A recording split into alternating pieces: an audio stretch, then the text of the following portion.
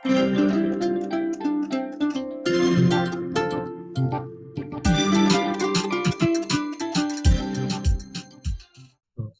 දින විශේෂයෙන්ම මේ ප්‍රවෘත්ති සාකච්ඡාව හේතුපාදක වෙන්නේ මේ අස්වැසුම ව්‍යාපෘතිය යටතේ රීසර්ටිෆිකේෂන් එහෙම නැත්නම් නැවත තහවුරු කර ගැනීම ප්‍රතිලාභලාභීන් පිළිබඳව වන කාරණා අපි දැනුවත් කරන්න තමයි මේක විශේෂයෙන්ම මේක සංවිධානය කරලා තියෙන්නේ. මෙතෙන්දී අපි බලනකොට අස්වැසුම ව්‍යාපෘතිය 2023 සිටන් ආරම්භ වෙලා මේ වෙනකොට ප්‍රතිලාභලාභීන් ලක්ෂ 17කට වැඩි ප්‍රමාණයක් මේ වෙනකොට අස්වැසුම වැඩසටහන යටතේ ප්‍රතිලාභ ලබනවා. එතකොට අපි දැක්කා දැන් මේ පහුගිය වකවානුවේ සමාජයේ අපිට පවත්වන මහජන දිනවලදී පවා සමාජයෙන් විශාල මැසිවිල්ලක් නැගුණා මේ අස්වැසුමලාභීන් ලැබිය යුතු පිරිසකට.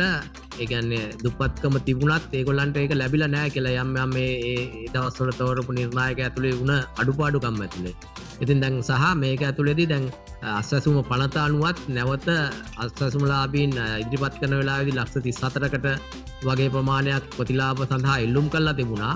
එතකොට ඒ ප්‍රතිලාභලාභීන්ගෙන් සුදුසුකම් ලාභීන් විදියට තෝරගෙන තිබුණ ලක්ෂ 17කට වගේ වැඩි ප්‍රමාණයක්. එතකොට ඒ පනත ඇතුළේ තියෙනවා නැවත වසරක් ගියාට පස්සේ මේ ප්‍රතිලාභලාභීන් පිළිබඳව නැවත තහවුරු කිරීමක් කරගෙන ඒ සුසු පිරිස මෙතෙන්ට ඇතුළත් කරගන්න කියලා. ඉතින් ඒකට ගන්න ප්‍රයත්නයක් විදියට තමයි අද දින මේ ප්‍රයත්නය දැනුවත් කරන්න තමයි අද දින මේ ප්‍රවෘත්ති සාකච්ඡාව පදනම් වෙන්නේ. ඉතින් මෙතෙන්දී දැන් අපි මේ වෙලාවේදී අවස්ථාව දෙනවා අර ලක්ෂ 34ටම නැවත ඉල්ලුම් කරන්න මේ තමන් මේ සඳහා සුසු දැන් මෙතෙන්ට සුසුකාමක් තියෙන අය තේරුම් නැහැ කියන අය ඉන්නවා යම් යම් කාරණා වෙනුවෙන්.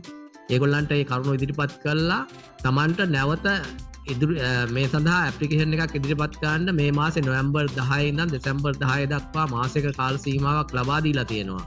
මේ මාසික කාල සීමාව ඇතුළතදී ඒ අයදුම්ලාභීන්ට පුළුවන් මේක ඔන්ලයින් ක්‍රමවේදයේ ඔස්සේ හෝ ළඟම ප්‍රාදේශීය ලේකම් කාර්යාලයට ගිහිල්ලා එතෙන්ට අයදුම් පතක් ඉදිරිපත් කරලා Tamanට නැවත මේක ඉල්ලුම් කරන්න. එතකොට ඒ ඉල්ලුම් කිරීමේදී මෙවර තියෙන විශේෂත්වය තමයි මේක සලකා බලන සහ ඔබලට උදව් කරන්න විශේෂ පිරිසක් පුහුණු කරලා ඉන්නවා. ඒගොල්ලන්ව අර ගිය පාර තිබුණේ විශේෂ පුහුණු වලත් පිරිසක් නෙමේ මෙතෙන්ට මේ වෙනුවෙන් යෙදවිලා තිබුණේ. ඒක හින්දා ගොඩක් වෙලාවට මේ තෝරා ගැනීම වලදී යම් යම් අඩුපාඩු සිදු වුණා කියලා සමාජයේ ලොකු විවේචනයක් තියෙනවා. ඒවත් නිවැරදි කරගෙන නිවැරදි මෙතෙන්ට ආයුතු පිරිස හරියටම අඳුනගෙන ඒ පිරිස මේකට අපි අතුලත් කරගෙන උන්ට අවශ්‍ය ප්‍රතිලාභය ලබා දීම තමයි මේකේ ප්‍රධානම අරමුණ.